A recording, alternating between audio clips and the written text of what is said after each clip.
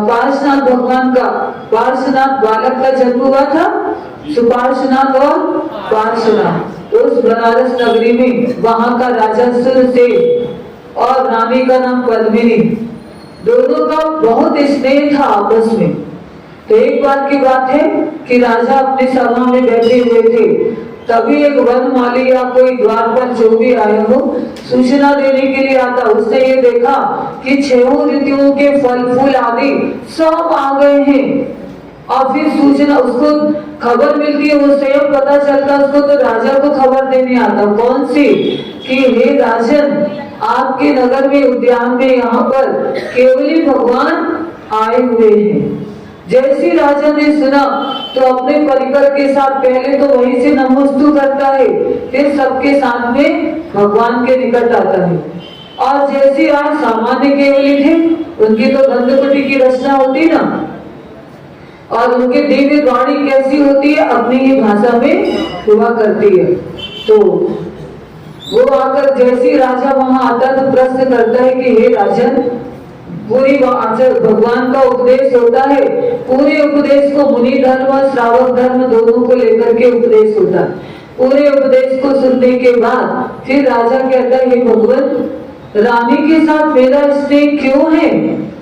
पद्मिनी रानी का नाम था। तो फिर केवली भगवान के द्वारा उसका उत्तर समाधान प्राप्त होता है। क्या? पूर्व भौमिक जब ये आप थे उस समय उज्जैन नगरी की बात है, वहां का राजा वीरसेन और रानी का नाम वीरमती। उस राज्य में जिनदत्त नाम का सेठ रहता था और उनकी जयावती नाम की रानी। तो उन दोनों के एक ईश्वर चंद्र नाम का पुत्र था। क्या था पुत्र का नाम? ईश्वर चंद्र। समय पाकर के बेटा बड़ा होता है तो उन्हीं की मामा की पुत्री चंदना, उसके साथ उसका विवाह हो जाता। पहले के जमाने में ऐसी होता था, और अभी भी दक्षिण साइड ये परंपरा है। अपने यहाँ तो मामा की बेटी को, मामा के रिश्ते को पवित्र माना जाता है, तो विवाह हो जाता है। अब जो जिनदत्त से जयावती, किसी कारणवश इनको दोनों को वैराग्य हो जाता, तो जयावती ने आर्यिका दीक्षा ले ली और जिनदत्त सेठ ने मुनि दीक्षा ले ली।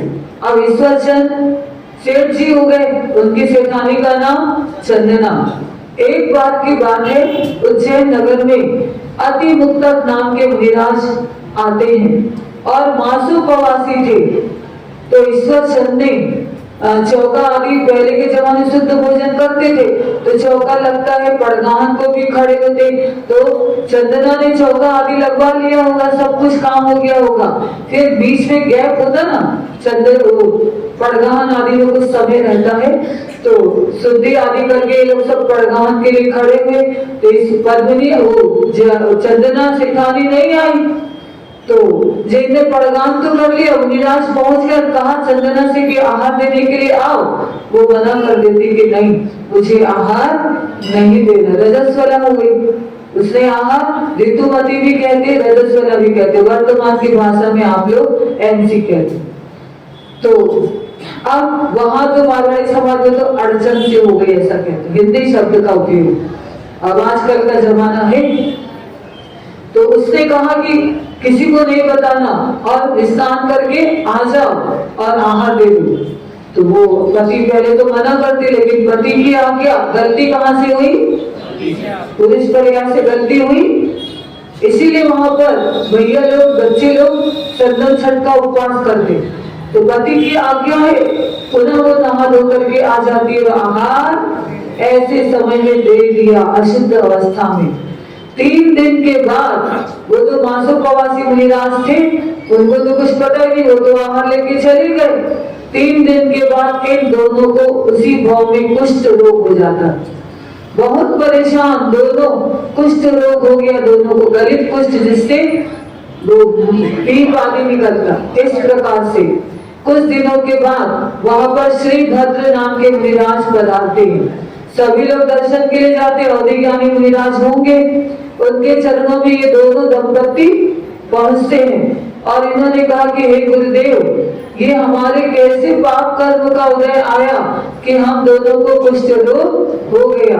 तो श्री भद्र मुनिराज कहते हैं कि सेठ जी आपने इसी पर्याय में मुनिराज को आपकी सेठानी ने अशुद्ध अवस्था में आपकी आज्ञा से आहार दे दी थी और उस समय आपने शुद्धि बोला, अपवित्र अवस्था में भी मन शुद्धि, वचन शुद्धि और काय शुद्धि बोल करके आपने आहार दे दिया। उसी के फलस्वरूप ये आपको कुष्ठ रोग हो गया। तो हे गुरुदेव, हमने ऐसा जघन्य पाप किया, अब इस पाप को हम कैसे धो सकते हैं? तो श्री भद्र नाम के मुनिराज ने कहा कि भाद्र मास में, यह आश्विन बदी और गुजराती महीने में भाद्र मास कहते, षष्ठी के दिन, जो आज षष्ठी का दिन है, चंदन षष्ठी इसीलिए नाम पड़ा। षष्ठी के दिन आप श्री चंद्रप्रभ भगवान की पूजा करो। 6 पूजाएं की जाती है और 6 वर्ष तक आप उपवास, चारों प्रकार के अन्न जल का त्याग करके और उपवास करो। जल का भी सेवन नहीं करते, निर्जला उपवास किया जाता है। तो उपवास करो 6 वर्ष तक। और उद्यापन कैसे करना? तो बताया कि जहां पर मंदिर नहीं हो तो 6 चिन्ह मंदिर बनवाओ और 6 प्रतिमाओं को प्रतिष्ठा करके विराजमान करो उन मंदिरों में। और फिर कहा 6 प्रकार से मंदिरों में मंदिर के उपकरण जो है, बर्तन आदि, पूजा के बर्तन, उसका दान करो। और 6 मंदिरों जो पुराने मंदिर हैं, ऐसे 6 मंदिरों का जीर्णोद्धार करवाओ और 4 प्रकार का दान दो। ये उद्यापन की विधि उन्होंने बता दी। दोनों सेठ सेठानी ने लगातार 6 वर्ष तक चंदन षष्ठी का उपवास किया। तो यहाँ भी सेठानी भी बैठी है, सेठ जी भी बैठे हैं। चंदन छठ का उपवास दोनों का होना चाहिए। तो इस प्रकार से उन्होंने कहा। तो सेठ जी ने, सेठानी ने लगातार 6 वर्ष तक चंदन षष्ठी का उपवास किया और उद्यापन भी जैसा मुनिराज ने बताया था उसी के अनुसार उन्होंने किया। अब उसी सेठ जी उसी भाव में सेठ और सेठानी दोनों की काया कुष्ठ रोग से निवृत्त हो गई। उसी भाव में फिर आगे जाकर सेठ जी ने दिगंबर दीक्षा धारण की। दिगंबर दीक्षा धारण करके उसी भाव से मोक्ष प्राप्त कर लिया। क्या प्राप्त किया? मोक्ष प्राप्त कर लिया। और सेठानी जो चंदना सेठानी थी, उन्होंने भी व्रत का अच्छे से पालन किया। तो स्त्री लिंग का छेदन करके 16वें स्वर्ग में देव बनी और आगामी काल में वो मनुष्य पर्याय धारण करके मोक्ष जाएगी। इस प्रकार से ये चंदन षष्ठी का व्रत कहलाता है और इसकी कथा इस प्रकार से कहलाती है। तो अभी तो आप लोग शायद पानी वगैरह पी करके आ गए होंगे, और जो नहीं पी करके आए, शक्ति हो तो आज का उपवास कर लेना। और इधर आप लोगों ने भी जो जल लेकर के किए हैं, सच्चा उपवास तो जल का भी त्याग होना चाहिए। निर्जला उपवास ही चंदन षष्ठी का करना चाहिए। ये व्रत की विधि आपको बताई गई। तो इस प्रकार से हमें सब जीवों के प्रति मैत्री की भावना होनी चाहिए। और जो आरंभ, जब सेठ जी ने समस्त आरंभ परिग्रह का त्याग कर दिया तो सबके दुखों को दूर करने की सामर्थ्य किसके जीवन में होती है? जो सर्व प्रकार के परिग्रह का त्याग कर देता है।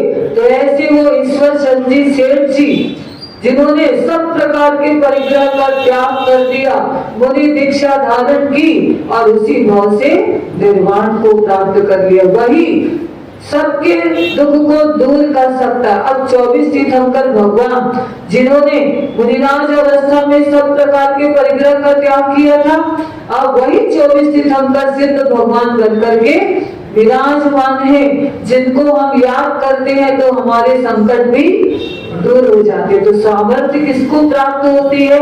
जो सब परिग्रह का त्याग कर देता है, वही समर्थवान होता है। इस प्रकार से 2 प्रश्नों का उत्तर आज आपने सुना। अब